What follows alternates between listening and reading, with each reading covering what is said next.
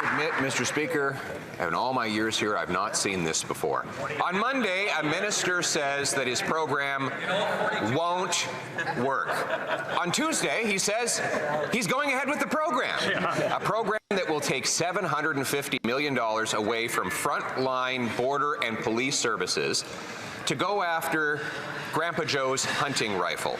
A waste of money that police say they won't implement, and that the minister was caught on recording saying they will never implement. He even promised to bail his tenant out of jail if he breaks the law. When will the Prime Minister fire this minister? Yeah. The Honourable Minister of Public Safety. Mr. Speaker, let's be clear. If Grandpa Joe is using AR-15s to go hunting, I think we have to have a much more serious conversation about hunting. What we're going forward, Mr. Speaker, are 2,500 prohibited weapons, AR-15s that are killing people around the world, including those in mass casualty incidents in Canada, Mr. Speaker. If the Leader of the Opposition wants to have a real conversation about crime, he also has to have a real conversation about guns, Mr. Speaker. The Honourable Leader of the Opposition.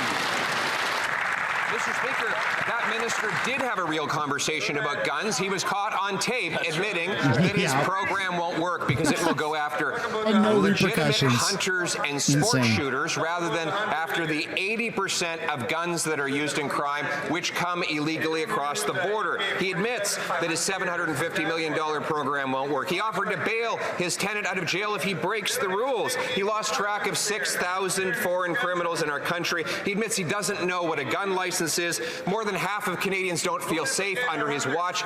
Will the Prime Minister do the only thing that will secure our country and fire this incompetent minister? That's the only thing that can be done. Public safety. Makes sense.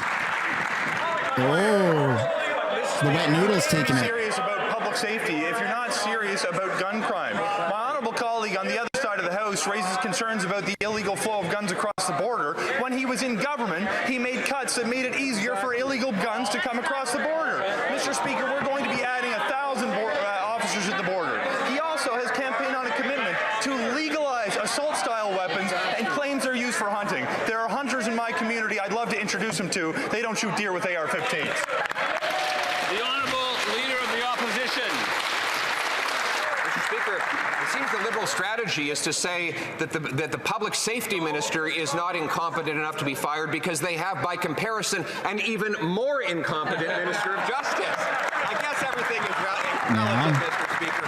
And I'm glad that to prove his incompetence, I'm glad he brought up the issue of border security, because we asked the government in an order paper question last week whether they'd keep their promise on 1,000 new border guards. They got back saying not only have they not hired the 1,000 more, they have no plans to do so. More incompetence from this public safety minister. When will the Prime Minister fire him? There you go. The Honourable Minister of Justice.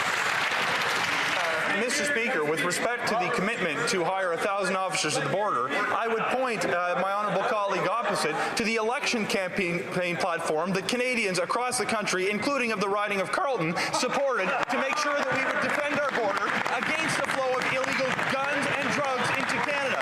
Mr. Speaker, for years I have watched Conservatives brush away gun crime as something that's completely unserious, pretending that it's only law-abiding people who shoot guns in this country. The fact is there are criminals who shot innocent people. We are going to do something about it. Go after the criminals. Don't go after law-abiding gun owners. Mr. Speaker, is incredible. Only that minister who ruined the immigration system, the ruined the housing market, could simultaneously repeat a promise while breaking it. Right. It was last week that the Liberal promise of another, yes, that's right, a Liberal promise is a prop. I mean, that's pretty good. That's pretty good. The honourable member knows that he can't use props. Yeah. Okay, the honourable member has 15 seconds left, so we'll start the clock again.